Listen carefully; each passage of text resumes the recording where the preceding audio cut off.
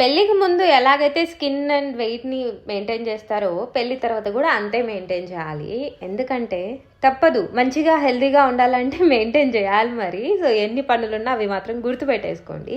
So, ఈరోజైతే నేను మీకు ఒక ముఖ్యమైన విషయం షేర్ చేసుకుందామని వచ్చాననమాట. మీ ఇంట్లో కూడా ఇలా ఉంటారా? అంటే ఎన్ని రకాల ఫుడ్ మన కళ్ళ ముందర ఉన్నా సరే, ఇది తినాలంటే ఇలాగే తినాలి అనే మనుషులు ఉంటారు. అరే! ఎన్ని ఉన్నా ఏంటి?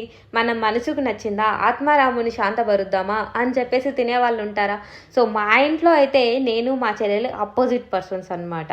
తనకు నచ్చింది నాకు నచ్చదు, నాకు నచ్చింది తనకు నచ్చదు. కానీ ఒక్క మాట మీద మాత్రం లవ్ అండ్ ఎఫెక్షన్ సేమ్ ఉంటాయన్నమాట.